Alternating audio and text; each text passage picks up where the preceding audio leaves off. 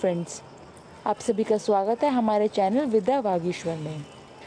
दोस्तों, इस सीरीज़ में हम कक्षा 6 की पुस्तक हमारा राजस्थान को कवर कर रहे हैं, जिसमें हमने 1 से लेकर 3 पार्ट कवर कर लिए थे।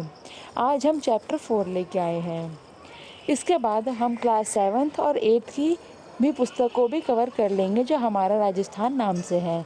ये RBSC की बुक्स है और रीड की तैयारी करते समय हमें इन्हें पढ़ना बहुत ज़रूरी है। ये चैप्टर की लिस्ट आपके सामने है। इसमें से हम पहले 3 चैप्टर कर चुके हैं। आज हम कर रहे हैं चैप्टर 4, राजस्थान में प्राचीन सभ्यता स्थल। तो चलिए शुरू करते हैं। मानव जब स्वयं के बारे में सोचना छोड़कर दूसरों के बारे में सोचना शुरू करता है, तब वह समूह में रहकर कार्य प्रारंभ करता है। इसी से सभ्यता की शुरुआत होती है। समय के साथ सभ्यता विकसित होती है, किंतु समय परिवर्तन के साथ कुछ सभ्यताएं नष्ट भी हो जाती हैं, कुछ नया आकार बना लेती हैं। राजस्थान में भी ऐसी कई सभ्यता और संस्कृति के स्थल मरुस्थल और अरावली में नदियों के किनारे मिट्टी में दबे पड़े हैं। राजस्थान में मानव के प्रारंभिक क्रियाकलाप क्या थे, वे कब से प्रारंभ हुए, इसके लिखित साक्ष्य उपलब्ध नहीं हैं। जिस काल का लिखित इतिहास उपलब्ध नहीं होता, उसके बारे में उत्खनन से प्राप्त सामग्री के आधार पर ही जाना जा सकता है। उत्खनन से प्राप्त हुए प्राचीनतम साक्ष्यों में आवास स्थल, लकड़ी, अनाज, हड्डी, पत्थर और पत्थर के अस्त्र शस्त्र उपकरण प्रमुख हैं। चूँकि प्राप्त उपकरणों में पत्थर के उपकरणों की संख्या अधिक है, अतः प्रारंभिक युग को प्रस्तर युग कहा गया है। तो प्रश्न आपके सामने आ सकता है कि प्रस्तर युग किसे कहते हैं। आंसर आपके सामने ही है, जिसमें पत्थरों से संबंधित पत्थरों के उपकरण, औजार आदि अत्यधिक मात्रा में मिलते हैं, वह प्रस्तर युग कहलाता है। प्रस्तर युग में मानव अपनी आवश्यकता पूर्ति के लिए जानवरों का शिकार करता था अथवा जंगलों से कंदमूल एकत्र कर अपना पेट भरता था। अतः उसने कुल्हाड़ी, गंडासा, छुरा जैसे उपकरण बनाए। मानचित्र 4.1 को देखकर जानिए कि राजस्थान में प्रस्तर युग के उपकरण मुख्यतः बनास, गंभीरी, बेड़च और चंबल नदियों की घाटियों और शैलश्रों में बहुतायत मिले हैं। प्रस्तर युग के बाद ताम्र कांस्य काल तथा उसके बाद लौह युग के अवशेष प्राप्त हुए हैं। तो हमें इससे पता चल सकता है, सबसे पहले ताम्र युग, फिर कांस्य युग और फिर लौह युग आया। हम पूर्व में पढ़ चुके हैं कि मानव शिकार से पशुपालन और कृषि कार्य की ओर अग्रसर हुआ। सबसे पहले शिकार करता था मानव, फिर पशुपालन धीरे धीरे करा, उसके बाद कृषि की तरफ आया। पत्थर के स्थान पर उसने धातु के उपकरण बनाने प्रारंभ किए। धातुओं में भी सर्वप्रथम तांबे का प्रयोग किया गया। तो प्रश्न आपके सामने आ सकता है कि सर्वप्रथम किस धातु का प्रयोग किया गया। राजस्थान में ताम्र सभ्यता के अवशेष कालीबंगा, गणेश्वर और आहड़ आदि क्षेत्रों में मिले हैं। तो ये चित्र आपके सामने जो दिख रहा है, ये कालीबंगा सभ्यता का अवशेष है। चलिए आगे चलते हैं। इस नक्शे को देखिए, इसमें राजस्थान सभ्यता के प्राचीन स्थल दिखाए गए हैं। जैसे उत्तरी दिशा में है पीलीबंगा, कालीबंगा, जो हनुमानगढ़ इलाके में दिखाए गए हैं।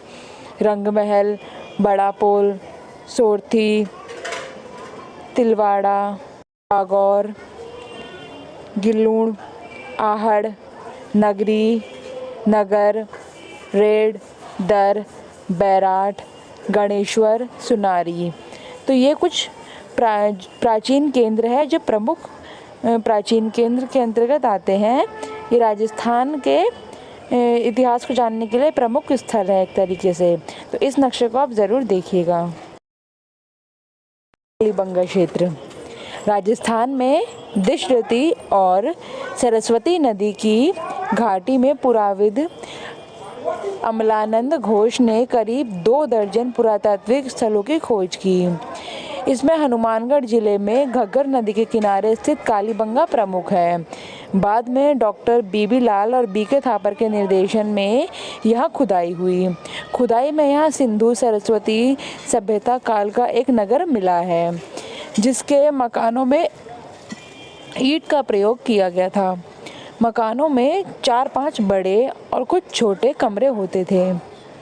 बस्ती में गंदे पानी के निकास के लिए यहाँ लकड़ी व ईंट की नालियाँ बनी हुई थी। यहाँ चबूतरे भी मिले हैं जिन पर अग्निकुंड बने हुए हैं।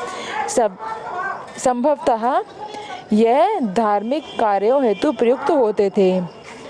दूसरे टीले के उत्खनन में एक दुर्ग के अवशेष मिले हैं।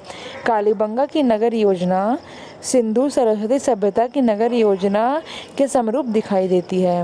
इस क्षेत्र में नगर के प्राचीर अर्थात दीवार के बाहर जोती हुई कृषि भूमि के साक्ष्य भी मिले हैं। खुदाई में हमें गाय के मुख वाले प्याले, तांबे के बैल, कांसे के दर्पण, हाथी दांत का कंघा, मिट्टी के बर्तन, कांच की मणियाँ, खिलौने आदि प्राप्त हुए हैं। कालांतर में नदियों का पानी सूखने और मरुस्थल के बढ़ने से यह समृद्ध बस्ती उजड़ गई। तो यह एक समृद्ध बस्ती थी। एक तरीके से यहाँ पे इतनी सारी चीज़ें मिली हैं, इतने सारे अवशेष मिले हैं, तो इससे हम इस स्थान के इतिहास को पता लगाते हैं। बाद में कुछ कारणों से ये जो समृद्ध बस्ती थी ये धीरे धीरे उजड़ गई। नेक्स्ट है आघड़पुर या आघड़।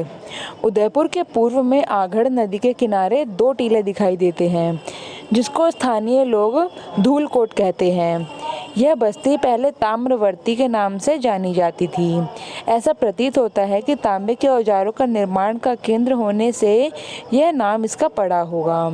10वीं और 11वीं शताब्दी में इसे आघड़पुर के नाम से जाना जाने लगा। यहाँ से प्राप्त मकानों की दीवारें पत्थर मिट्टी की बनी हुई है जिनकी छत बांस और केलू से बनी हुई होती थी। तो प्रश्न आ सकता है कि आघड़पुर की जो छत और दीवारें हैं कैसे बनी हो सकती थी।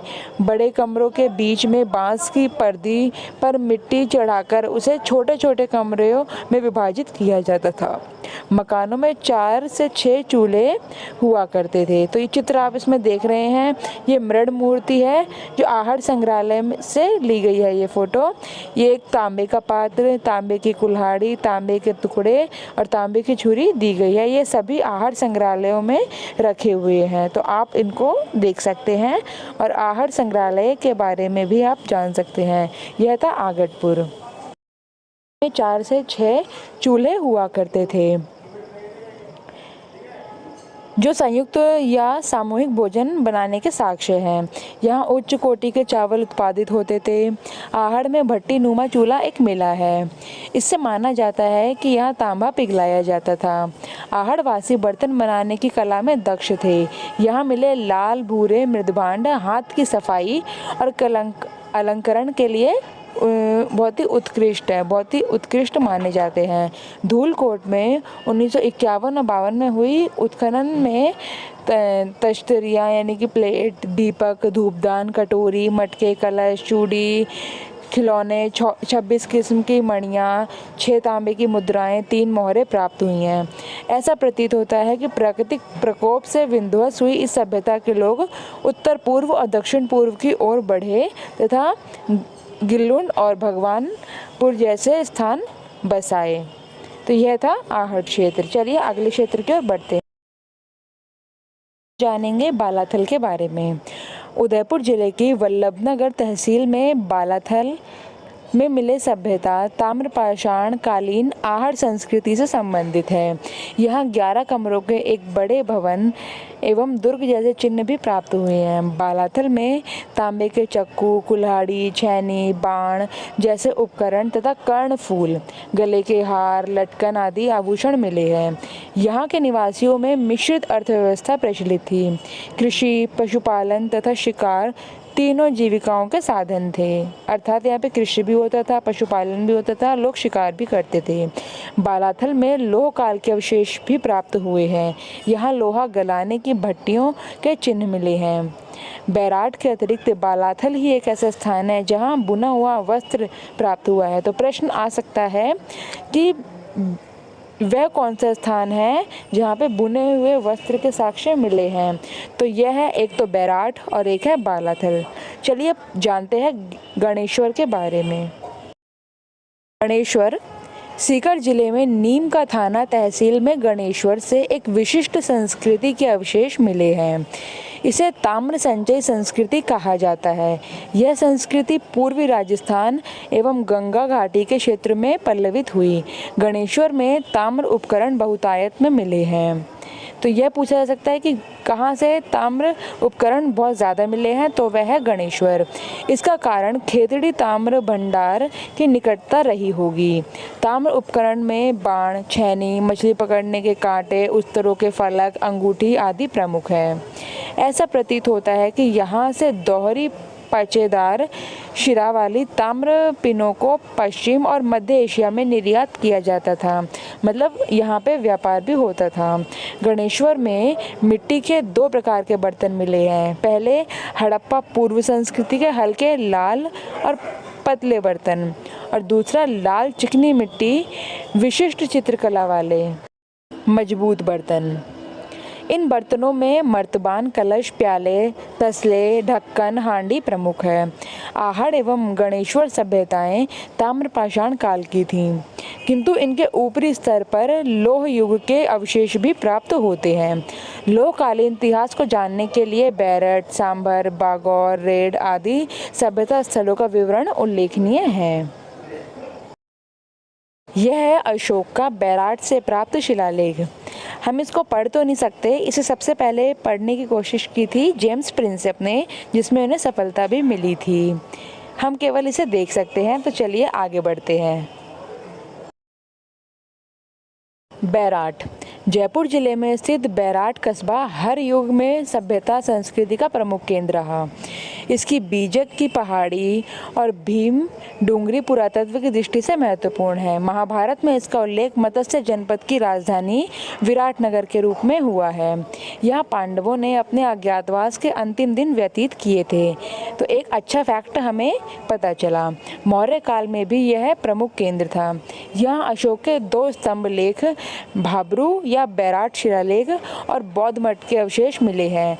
मतलब एक अशोक के 2 स्तंभ मिले हैं, एक तो भाब्रू और दूसरा बौद्ध मठ के अवशेष। यहाँ एक कमरे में 36 चांदी की मुद्राएं मिली हैं, जिनमें 8 पंचमार्ग और 28 भारतीय यूनानी शासकों की हैं। खुदाई में स्वास्तिक तथा त्रिरत्न चक्र से युक्त अलंकृत घड़े, दीपक, नाचता हुआ पक्षी, पत्थर की संदूक, लोहे आदि मिले हैं।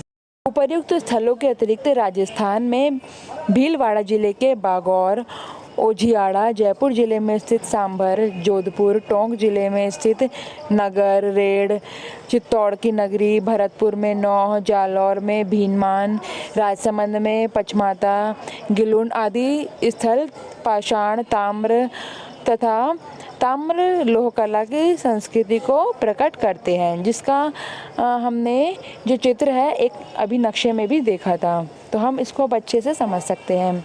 चलिए एक और आखिरी इम्पोर्टेंट टॉपिक देखते हैं। दोस्तों ये चैप्टर यहीं ख़त्म होता है। इसमें आखिर में बैराट बौद्ध मठ के अवशेष दिए गए हैं, जिसका चित्र आपके सामने है। तो चलिए इसके कुछ अभ्यास प्रश्न करते हैं। इससे पहले यहाँ कुछ शब्दावली दी गई है, जैसे उत्खनन, मृदभांड, पाषाण, ताम्र। आप इनको पढ़ सकते हैं। प्रश्न है, निम्नलिखित में से किस जिले में कालीबंगा स्थित है? ऑप्शंस आपके सामने हैं। इसका सही आंसर है इस प्रकार। अगला प्रश्न है, अशोक का भाब्रू शिलालेख निम्न में से कहाँ प्राप्त हुआ है? इसका आंसर आप हमें कमेंट बॉक्स में कमेंट करके बताइएगा। रिक्त स्थान की पूर्ति कीजिए। सीकर जिले में नीम का थाना तहसील में डैश से एक विशिष्ट संस्कृति के अवशेष प्राप्त हुए हैं। इसका सही आंसर है ये। आहड़ बस्ती प्राचीन काल में डैश नगरी के नाम से जानी जाती थी। इसका सही आंसर है इस प्रकार। अति लघु और लघु उत्तर आप प्रश्न पढ़ सकते हैं। मिलते हैं नेक्स्ट वीडियो में चैप्टर 5। हमारी पिछली वीडियो की लिंक आपको डिस्क्रिप्शन बॉक्स में दे दी गई होगी। Like and subscribe our channel. धन्यवाद।